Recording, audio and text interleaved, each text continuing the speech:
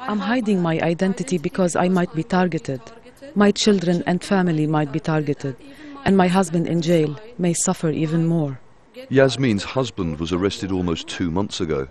She says 10 masked men climbed over the family's garden walls and forced their way into their home.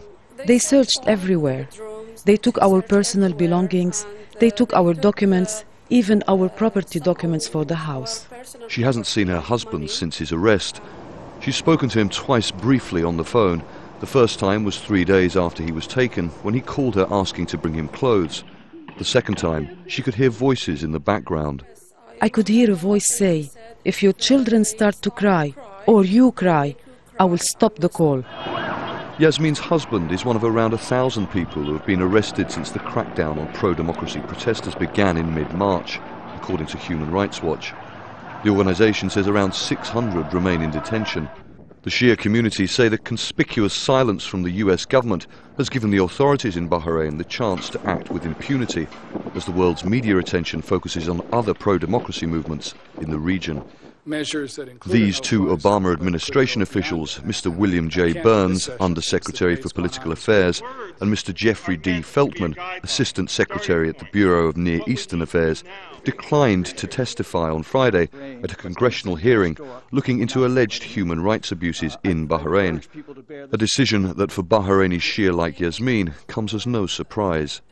We are helpless. We need the international community to come.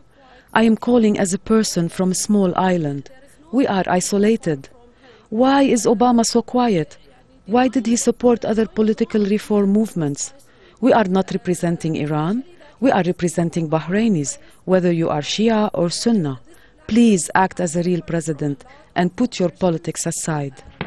It's almost exactly 2 months to the day that Bahrain forces cleared the Pearl Roundabout of protesters.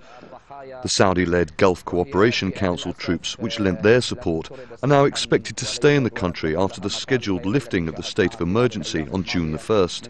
Bahrain's military chief says the forces will remain, quote, in anticipation of any foreign threat, a clear reference to Iran. The trials in military courts have begun. Independent observers have been denied access. The Pearl Roundabout monument represented unity among the Gulf states.